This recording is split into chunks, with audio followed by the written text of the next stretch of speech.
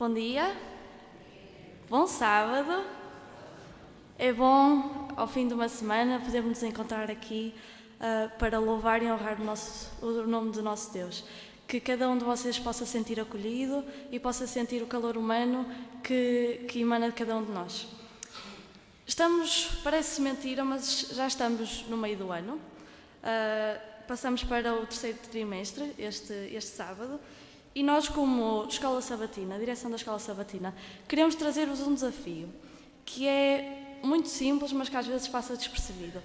Ao cantarmos as músicas, nós queríamos desafiar-vos a prestarem atenção àquilo que nós estamos a cantar. Por vezes cantamos por rotina e esquecemos-nos de ler aquilo que estamos a dizer. Cantar é o equivalente a uma oração. Às vezes esquecemos-nos da importância disso. E o hino que a gente vai cantar agora é o 182, Cristo te chama. Possamos, à medida que lemos e cantamos esta música, este hino, que possamos atender a este chamar de Cristo e que possamos, no nosso coração, realmente querer servir a Deus de todo o coração. Vamos então cantar o hino 182.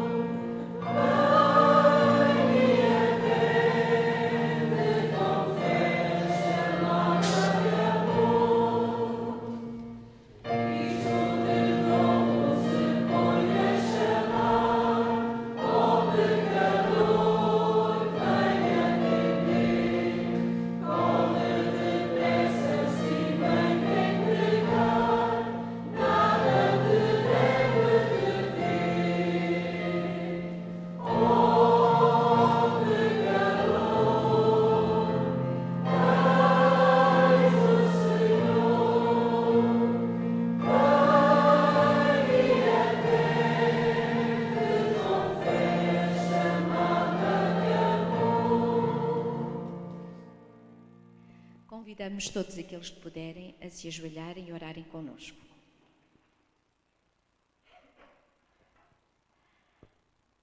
Bom e eterno Pai, graças porque estamos na Tua casa.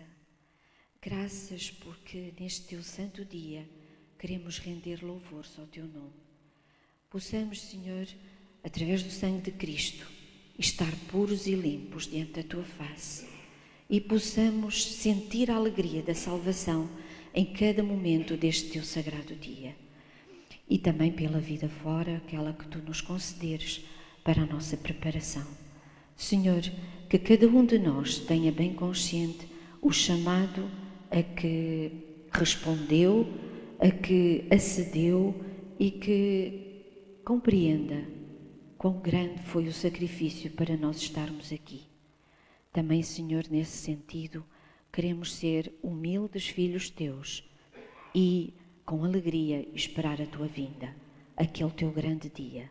Te suplicamos, Senhor, que possas estar com todos aqueles que ainda se dirigem para este lugar e que todos juntos possamos aprender mais e mais de ti. Te pedimos em nome de Jesus. Amém.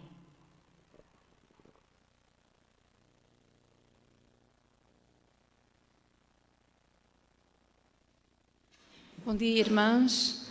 Eu, ao consultar uma meditação de 1997, encontrei um tema que tinha por título Conceito Errado da Oração. O versículo que tinha junto com essa meditação era de Mateus 6,5, que nos diz: E quando orardes, não sereis como os hipócritas, porque gostam de orar de pé nas sinagogas e nos cantos das praças para serem vistos pelos homens. O autor destas meditações, que é o irmão Leo Ranzoli, diz que através das viagens que ele tem feito pelo mundo, ele tem observado que o homem deixa muito a desejar em relação à ligação que tem com Deus. E ele diz que dentro do ser humano, o ser humano tem a ardente necessidade de falar com o Ser Supremo. Só que muitos viram-se para planetas, como o Sol e as estrelas, outros para estátuas feitas de madeira e outros feitos de pedra.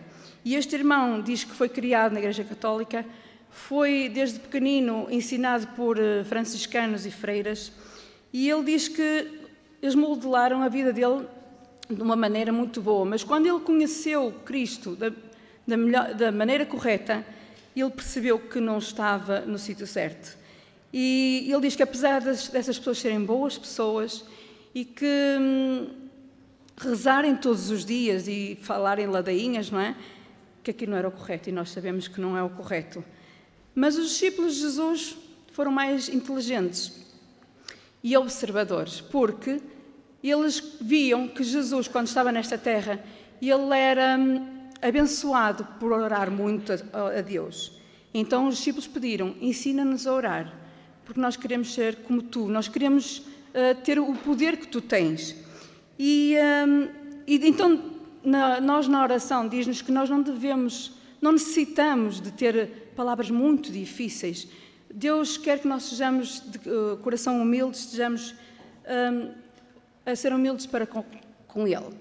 E então tem aqui uma maneira de examinar o que é que não é oração. E talvez nos ajude a compreender o que Cristo ensinou aos seus discípulos. Então conta-nos aqui de uma menina pequenina que ajoelhou-se perante a cama e começou a orar. E o orar dela era dizer o abecedário. E a mãe dela estava a ouvir aquilo e perguntou à filha, quando acabou, o que é que ela estava a fazer. E ela disse: eu não sei explicar a Jesus o que eu quero, então estou a dizer o abecedário e Jesus vai juntar as letras. E a mãe disse: não é assim que se ora a Jesus. Porque nós, ao orarmos, não é um monólogo, a oração não é um monólogo, é um diálogo. Porque nós, ao orarmos com Deus, nós devemos estar à espera da resposta. Nós devemos considerar que a oração com Deus é um diálogo. Se nós, por exemplo, estivermos a falar ao telefone com alguém e se alguém desligar, o que é que acontece? A pessoa do outro lado fica: então o que é que se passou aqui? Agora não tenho direito a falar. E é isso mesmo que acontece com Deus. Deus quer estar em comunhão connosco e para isso nós devemos consultar a palavra de Deus. Deus quer dar conselhos aos seus filhos. Nós devemos orar em todo momento. Não é só nos momentos de crise, não é só para os idosos orarem, é para toda a gente. E não é só em momentos especiais, é em todo o momento. Há um versículo em 1 Tessalonicenses 5,17 que diz: orai sem cessar. Em qualquer situação da nossa vida nós devemos orar, mesmo que não tenhamos vontade de orar. Deus chama-nos para nós falarmos com Ele. Quando Jesus estava aqui na terra, o mais importante para Jesus era orar. Era mais importante que qualquer necessidade básica de um homem. E isto faz-nos pensar: será que nós temos como prioridade a oração na nossa vida? Será que nós somos como Jesus, que para ele era o principal, para Jesus era mais importante que a comida. E isso faz-nos repensar. Eu pensei, para mim, eu fiquei, realmente, isto é verdade? Isto é prioridade na minha vida? E fica a pergunta no ar. Deus ouve a oração dos seus filhos, e nós temos aqui 2 exemplos. Quando Noé orou, Deus deu-lhe a planta da arca da salvação. Quando Moisés orou, no meio de trovões e de relâmpagos, os 10 mandamentos foram cinzelados nas tábuas de pedra. Quando os discípulos oraram, o do Santo Espírito desceu sobre eles e 3.000 pessoas foram acrescentadas à igreja. Irmãos, tudo que nos diz é que se nós tivermos uma vida de oração, uma vida de comunhão com Deus através também da sua palavra, nós teremos uma vida de acordo com a vontade de Deus, uma vida com êxito e, acima de tudo, herdaremos a vida eterna. E que nós possamos orar pelo nosso estado espiritual, que nós possamos orar pela nossa família carnal e pela nossa família espiritual. A nossa família espiritual, eu queria chegar a este ponto, eu peço aos irmãos que possam se preocupar nas suas unidades de ação. Se os seus irmãos, o irmão do lado, o irmão de trás, se está a faltar. Por vezes eles estão a faltar já há umas semanas seguidas e nós não damos por ela. Que nós possamos nos preocupar, nos informar e possamos orar e, se for necessário, ajudar no que eles precisarem. Que o Senhor nos possa abençoar e nós possamos realmente ter uma vida de oração. Amém. E para este novo semestre, nós fizemos algumas alterações nas classes, em termos de dinamizadores. E eu vou passar a ler brevemente quais são os dinamizadores de cada classe. Então, na classe 1, nós temos a Daniela Oliveira e a Madalena Soares. Classe 2, Adelina Lima, Filipe Mota, Daniel Pereira. Na classe 3, Ruth Mónica Ferreira e José Carlos Silva. Classe 4, Joaquim Oliveira Ferreira e a Natália Souza. Classe 5, Daniel Mota e Alexandra Reis. Classe 6, Henrique Gonçalves e Joaquim Lima. Classe 7, Sandra Soares e a Mónica Soares. Classe 8, Sara Barbosa e Raquel Reis. Classe 9, o Joaquim Cândido Ferreira e o Gabriel Ferreira. E por último, a classe 10, o Sebastião Carvalho, Manuel Ilídio e a Débora Moreira. Com isto, vamos passar agora à lição, que vai ser passada em geral pelo irmão Joaquim Cândido Ferreira. Até já.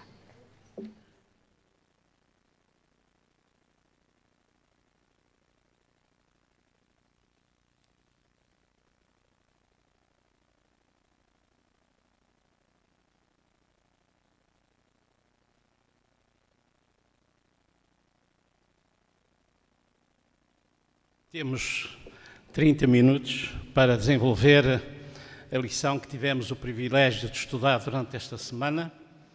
Eu digo tivemos porque eu estou consciente que todos nós estudamos a lição da Escola Sabatina. Às vezes podemos não estudar todos os dias direitinhos, mas a lição creio que é estudada, nota-se isso nas classes, quando realmente nós dialogamos. Portanto, aqueles irmãos que quiserem intervir, façam-no dentro do espírito e do contexto em que estamos a falar, porque realmente temos uma lição extraordinária e vamos aproveitar estes momentos para isso. Mas, antes de entrarmos propriamente na lição, eu gostava de fazer menção de alguns pontos prévios.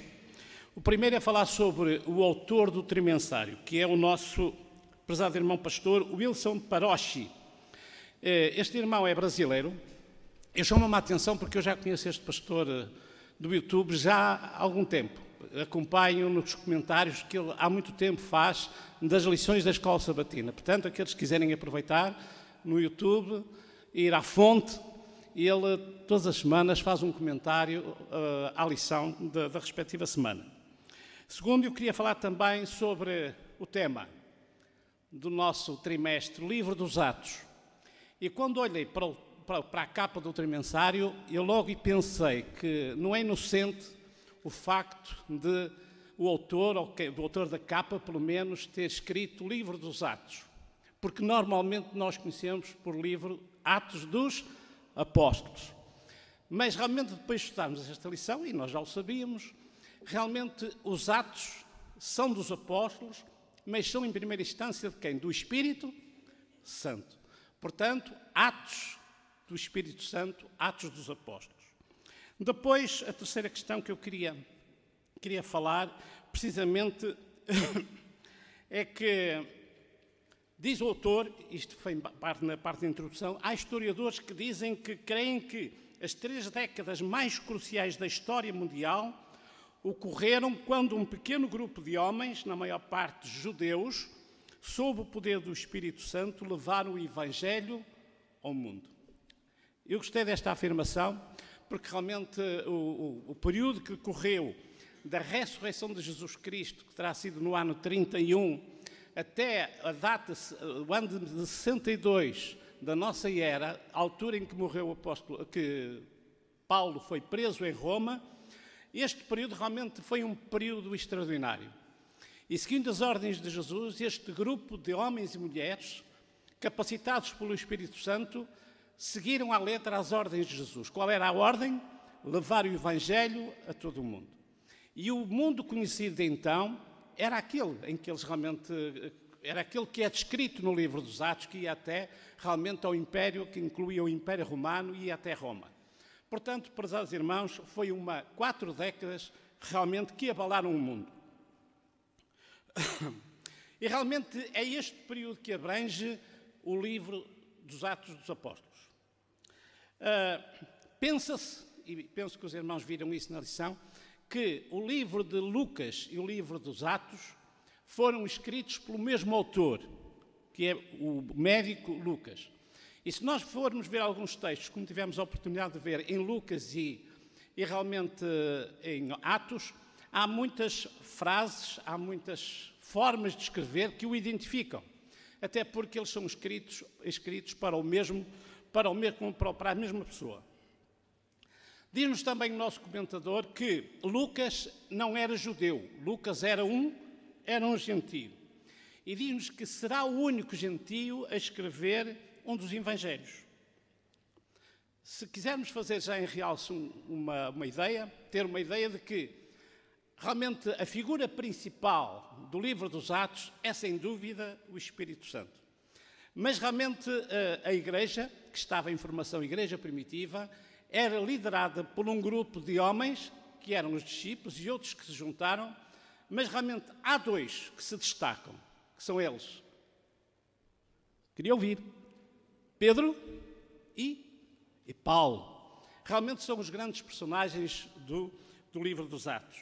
Os grandes personagens realmente da igreja primitiva, da formação dos primeiros anos da igreja primitiva. As realizações da igreja primitiva não foram o resultado da sabedoria ou habilidades humanas, mas sim o trabalho intenso do Espírito Santo, usando homens dedicados. Isto é muito importante.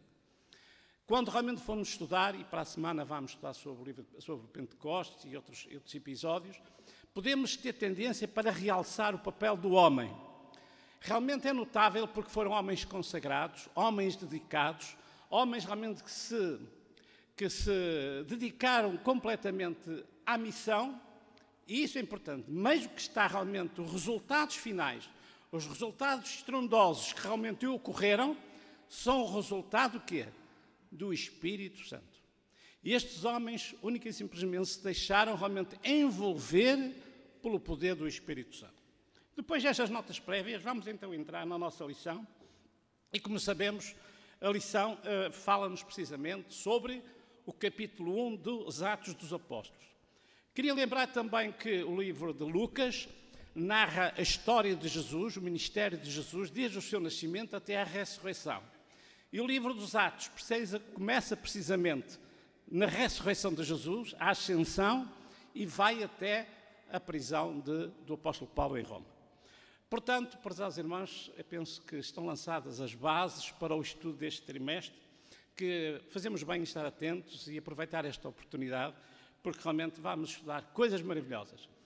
E sabemos que uma das características da igreja primitiva é que era uma igreja com quê? Com poder. E esse poder resultava de quê? Da presença maciça, em força do poder do Espírito Santo.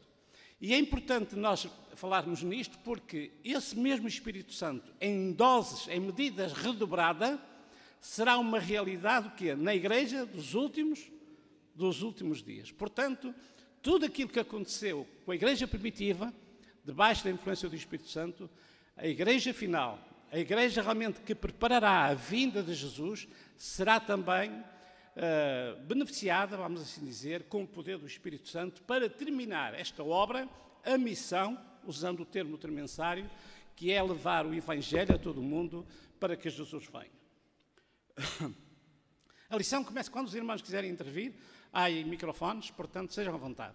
De qualquer maneira, a lição começa-nos a falar que o Velho Testamento sempre falava, sempre referia em dois Messias. Havia o Messias sofredor e o Messias rei.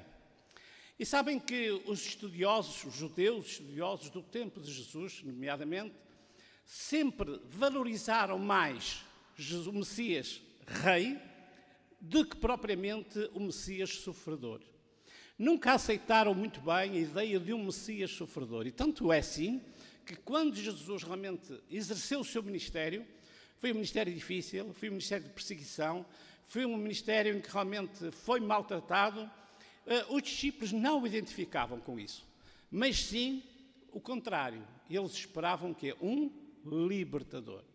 E esta mentalidade judaica condicionou sempre a visão que eles tinham do Messias, do seu trabalho, de Jesus, e até os próprios discípulos tiveram muita dificuldade, mesmo após a ressurreição de Jesus, em entender realmente qual era o verdadeiro trabalho do Messias de Jesus.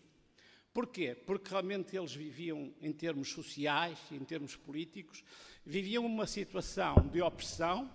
Os romanos dominavam toda aquela zona da Palestina e realmente nenhum país, e nós somos portugueses, temos realmente o nosso orgulho, entre aspas, de ser portugueses, e não gostamos que ninguém venha para aqui mandar.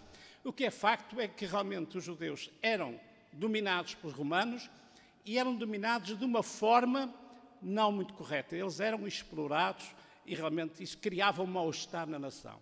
E então, quando surge Jesus, eles realmente foram ver as profecias do Velho Testamento e apontavam, e vamos ver, por exemplo, o caso de Daniel, em que aponta para podemos ver, até em Daniel 2, qualquer coisa, não vale a pena ver, porque o tempo também não vai dar, em que realmente Jesus viria, e viria para quê? Para dominar, para eliminar os outros reinos e para implantar o seu reino universal e definitivo.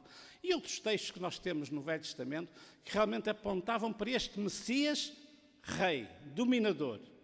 O que é facto é que realmente era isto que os discípulos queriam, era isto, e diz até um comentário que muitos dos discípulos se abeiraram, acederam ao convite de Jesus, precisamente com a ideia de quê? De que eles seriam pessoas importantes no reino que Jesus iria implantar nesta terra. E não sei se lembram aquele caso daqueles dois discípulos, não é? João e Tiago, o que é que eles pretendiam? Uma benesse. Queriam ficar um ao lado direito e outro ao lado esquerdo de Jesus. Há um episódio que eu gostava de nós relembrarmos, que mesmo após a ressurreição de Jesus, é aquele episódio em que aqueles discípulos iam a caminho de Emaús. Qual era a conversa deles? A conversa e o sentimento. Eram pessoas destroçadas, eram pessoas desanimadas. Porquê? Porque os objetivos que eles tinham a respeito de Jesus tinham guardado.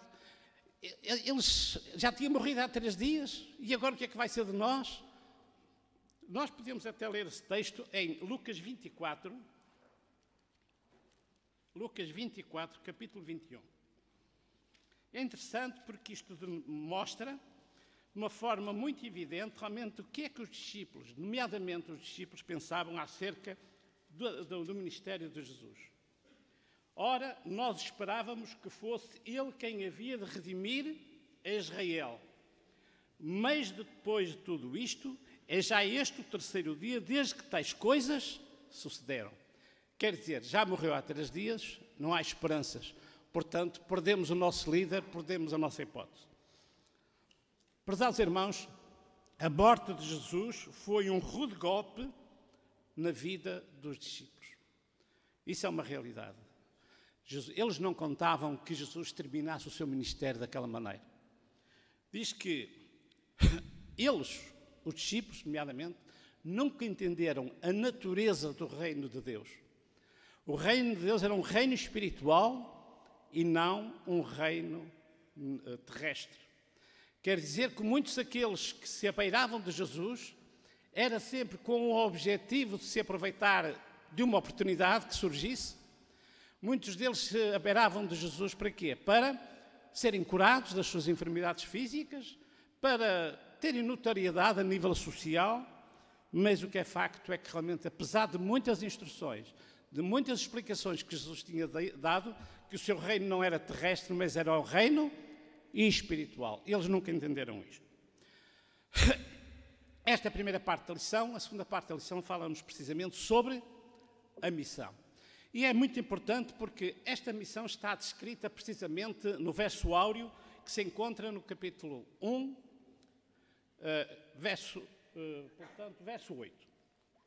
Nós lemos isso muitas vezes esta semana, mas eu até tenho aqui, se calhar vou ler pelo papel, é mais fácil.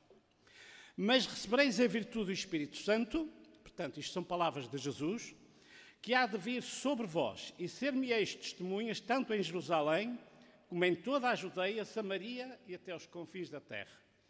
É uma mensagem clara, é uma mensagem que não há confusão, e realmente isto foi o que Jesus disse aos seus discípulos.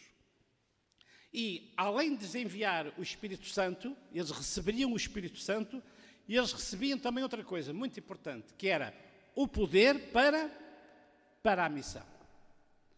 E depois deu-lhes também o campo de trabalho. E sabem que às vezes, eu pus-me a pensar esta semana, que muitas vezes quando nós enverdamos ou quando organizamos o nosso trabalho missionário, muitas vezes queremos pensar, e é necessário pensar em terras distantes. Mas realmente a orientação que Jesus dá aos seus discípulos é que deveriam começar por onde? Jerusalém. E o que era Jerusalém? Podíamos dizer que Jerusalém seria já uma cidade evangelizada. Foi lá que Jesus praticou praticamente todo o seu ministério. Mas realmente Jesus sabia que havia ali um trabalho muito importante a executar nas pessoas.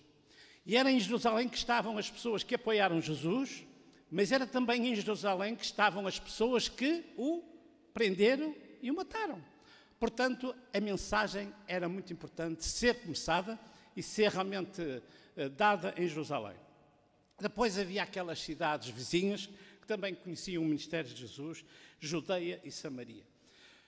Penso que aqui tudo bem.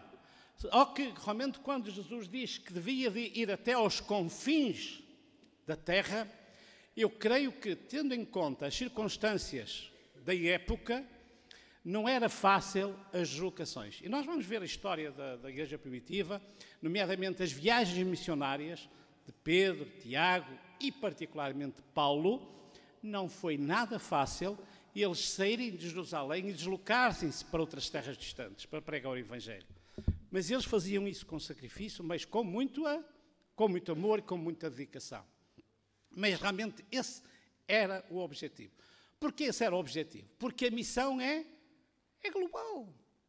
Outra razão, porque se todos pecaram, todos, de todo o mundo, de todas as nações, de todas as terras, logo a mensagem tem de ser dada a todos, porque Deus quer que todos se salvem. A lição fala-nos precisamente que esta missão devia ser levada por homens, mas debaixo da influência poderosa do Espírito Santo. A lição fala-nos também que o Espírito Santo esteve sempre presente nesta terra. E podemos lembrar, por exemplo, nomeadamente no ministério de Jesus, quando Jesus foi batizado, quando Jesus nasceu, quando Jesus fez esta terra, quando Deus criou esta terra, o Espírito Santo sempre esteve presente. Mas o que é facto, para missões especiais, Deus dá um poder especial à sua igreja. Isto era importante nós pensarmos nisso. Porque realmente quando Deus quer lançar uma missão, quando quer realmente pregar o Evangelho em momentos difíceis, em momentos vitais da vida deste mundo, Deus realmente, como direi, falta-me aqui o termo, mas suscita, não era o caso, eu queria dizer, capacita a Igreja com o poder do Espírito Santo. Isto era importante. Depois, diz também o texto que era importante o trabalho dos discípulos. Porquê? Porque eles eram testemunhas. Sabem que uma testemunha é alguém que viu, alguém que sentiu e alguém que realmente esteve presente. E aqueles já passaram por tribunais, eu já passei várias vezes, como testemunha, felizmente, e realmente a testemunha tem tanto mais valor quanto realmente é uma testemunha verdadeira. E a testemunha verdadeira é aquela que viu, aquela que sentiu, aquela que esteve presente. E então ela vai dizer aquilo que viu. Isso, perante um juiz, realmente uma boa testemunha é aquela realmente que é uma testemunha que viu o que está realmente a afirmar. E realmente os discípulos tinham um trabalho extraordinário. Porquê? Porque eles tinham acompanhado Jesus desde o quê? Desde o início do seu ministério. Portanto, a mensagem que eles tinham de dar não era mensagens eruditas, não precisavam fazer cursos de teologia. Eles limitavam-se apenas ao quê? A contar aquilo que viram e ouviram. Isto é uma grande lição para nós. Porque muitas vezes nós pensamos que falar da mensagem adventista, da nossa missão, isto tem de ser com o pastor, tem de ser com os anciãos. Não. Se realmente nós viemos do mundo para a igreja, nós recebemos uma transformação.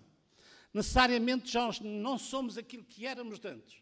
Se nós nos limitarmos a dizer, olha, eu fumava e agora já não fumo. E eu dava maus tratos em minha casa aos meus familiares e agora já não dou. Antes fazia isto e agora já não faço. E porquê é que eu faço isso? Porquê é que eu me transformei? Não foi por mérito próprio, mas foi pelo poder do Espírito Santo. Portanto, isto é o maior testemunho que nós podemos dar, realmente é o nosso testemunho pessoal. Aquilo que Deus fez por cada um de nós. Isto realmente era o que Jesus pedia dos discípulos, que esses realmente assumissem a liderança da missão, porque realmente eram uns privilegiados, porque realmente eles tinham visto e ouvido. Isto já vamos falar um bocadinho mais à frente, mas há aqui uma intervenção. Já podemos dar a palavra?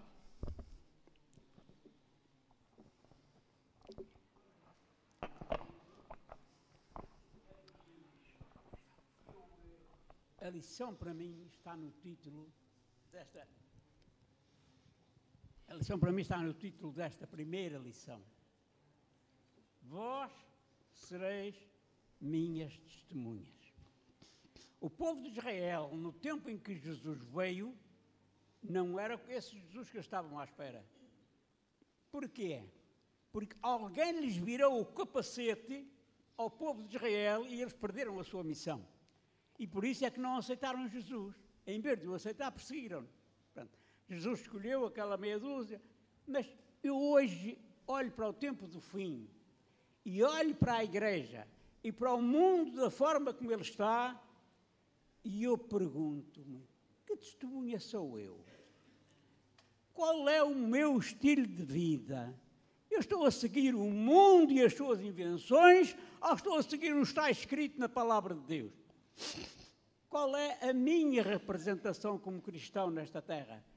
Como é que os meus vizinhos me veem? Como é que no meu trabalho me veem? Qual é o meu estilo de vida? Qual é as roupas que eu visto? Qual é tanta coisa, porque temos que fazer a diferença. Por isso é que sereis minhas testemunhas, mas sem fazer a diferença, se não diferenciarmos do mundo, se formos semelhantes, se fizermos o que eles fazem, se comermos o que eles comem, onde é que está a diferença? Quem é que somos testemunhas de quê? Eu penso que o tema principal aqui para a igreja dos últimos dias é esta. Cuidado, que o diabo deixou a voz e tem grande ira, sabendo que tem pouco tempo. O que é que ele quer fazer desta igreja? O que fez com Israel. Jesus veio para o coração e os seus não o receberam. E nós podemos estar a correr o mesmo risco. Não é suficiente ser testemunha se não fizermos a diferença no meio em que estamos a viver. Obrigado. Ainda em relação à estratégia, portanto, Jerusalém, Judeia, Samaria, até os confins da terra, mas havia aqui também um pormenor.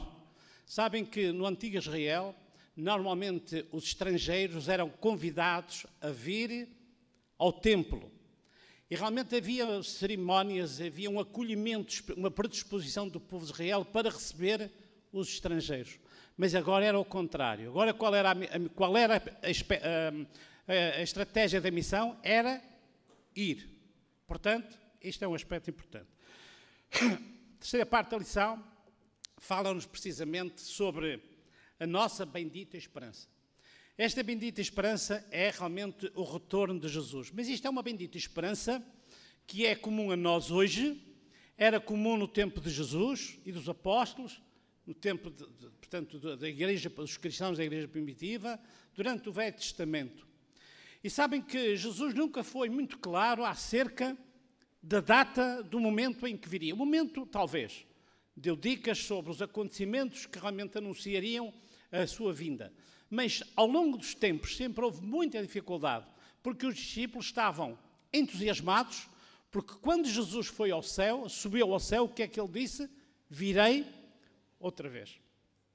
E este virei outra vez, eu não sei se já pensaram, mas quando nós estamos ansiosos por receber alguém, qualquer palavra nos leva a pensar, vem já. E às vezes não vem já, vem passado 15 dias, vem um mês, passado 3 semanas, não é? Mas realmente a ansiedade dos discípulos era tão grande que diz que ele, depois da ascensão de Jesus ao céu, daquela forma milagrosa, não é? Vemos que eles foram entusiasmados para onde? Cheios de alegria, confiantes nas palavras de Jesus e reuniram-se no cenáculo. Eu queria também chamar a atenção do seguinte, que quando nós dizemos e lemos na palavra de Deus e dizemos às pessoas que não são crentes, da forma como Jesus virá a esta terra, virá descendo sobre as nuvens do céu, com grande alarido, com a trombeta com os anjos, com trombetas, que será um acontecimento extraordinário, e as pessoas não acreditam porque não tem lógica isto. Eu pergunto, será que a ascensão de Jesus também teve lógica humana? Aquilo, não, são milagres, aquilo diz a lição que são a ascensão de Jesus e a vinda de Jesus são atos de Deus. E a ascensão de Jesus, aqui é um ato que contraria a ordem da física, não é? As leis da física, etc. Portanto, realmente vemos que os atos de Deus são sempre atos misteriosos. Portanto, há uma coisa que nós podemos ter a certeza. Como ele foi, subiu, assim vai descer. Diz aqui que, portanto, quando aquelas duas figuras vestidas de branco, que nós pensamos que serão anjos, disse, esse Jesus que dentre vós foi recebido em cima do céu, há de vir, assim como para o céu o vestir. Portanto, esta é a nossa base, a nossa crença, a nossa confiança é nas promessas de Jesus. E esta realmente é fundamental. Há outra questão também, para estes momentos em que nós estamos a viver, momentos que antecedem a segunda vinda de Cristo, há uma frase que é fundamental, que diz que todo olho o verá. Eu digo que é importante porquê? Porque vivemos hoje num mundo de religiões em que Jesus, há uns que dizem que Jesus já veio, há outros que dizem que vem de uma maneira ou de outra. Realmente o que a Bíblia nos ensina, e é muito clara, é que Jesus virá e que todo o olho verá. Quer dizer que será um acontecimento universal. Portanto, se nos disserem que já veio nos Estados Unidos, se nos disserem que veio no Brasil ou que já veio na África, mentira, isso não é verdade, porque a palavra de Deus é muito clara que todo o olho verá. E quando todo o olho verá, é o olho, portanto, é os homens e as mulheres de todo o mundo. Vamos passar, porque eu sei que hoje estou muito limitado, tenho apenas 5 minutos. Hoje temos um programa 16º sábado. E aqui o ponto 4 que eu tenho aqui nos meus apontamentos é que realmente havia uma orientação de Jesus que, depois de Jesus subir ao céu, o que é que eles deviam fazer?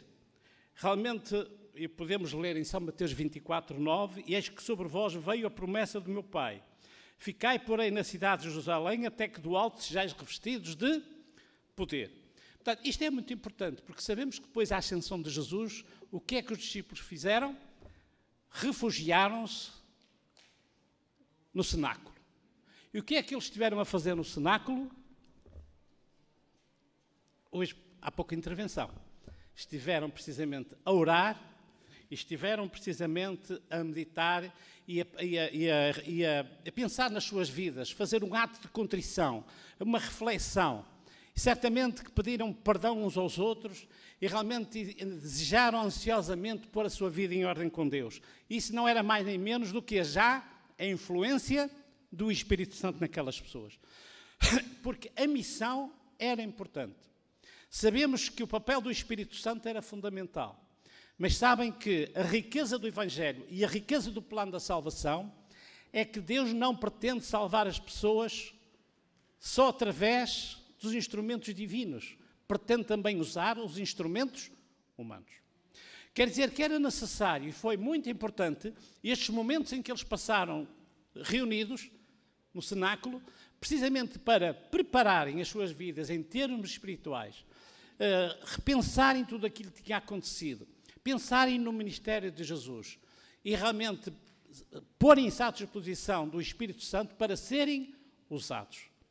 Isto obrigava da parte deles realmente a um exame de consciência, arrependimento de pecados, certamente, e uma reconversão das suas vidas. E temos menos só 2 minutos, e eu vou terminar com a parte de quinta-feira, que fala-nos precisamente sobre um ato administrativo. Sabem que a igreja primitiva estava em formação, era preciso organizar. E há um homem entre os discípulos que realmente se levanta, e quem é esse homem? No cenáculo, quem foi que se levantou? Era necessário escolher o 12º discípulo. Quem é que se levantou para liderar esta eleição? Quem foi? Pedro, certo? Foi Pedro, precisamente, que se levantou. E realmente era necessário. E eu pus-me a pensar, porque é que, se havia 11 discípulos, porque um já não mais havia, Judas já tinha desistido, era morto, não é?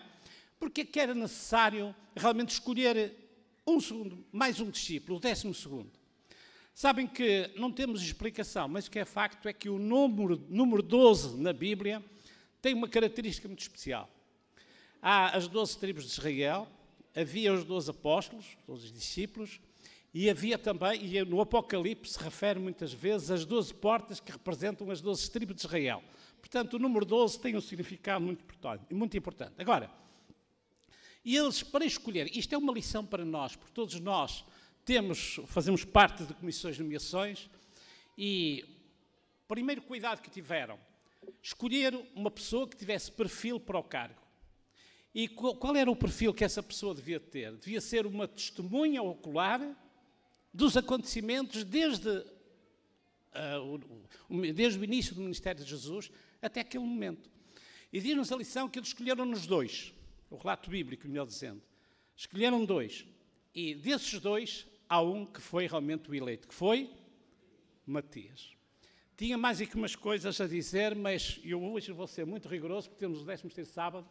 Mas, prezados irmãos, antes deles escolherem Matias, eles escolheram 2, depois desses 2, o que é que eles fizeram? De joelhos, eles oraram e pediram realmente a influência do Espírito Santo nesta escolha. E depois, feitas as sortes, recaiu sobre Matias. Este é o método certo, é o método a seguir, quando realmente nós, dentro da nossa comunidade, dentro da nossa igreja, temos de escolher a liderança da igreja. Queria só terminar com este apontamento. Nós temos hoje, graças a Deus, e cumprimento aqui o irmão Rui Dias, que é um dos administradores da nossa união, que a liderança da igreja é muito importante. Porque a missão sem líderes não existe. O importante é que os líderes estejam também envolvidos na missão. Possa ser realmente este o nosso sentimento, é o nosso sincero desejo. Amém.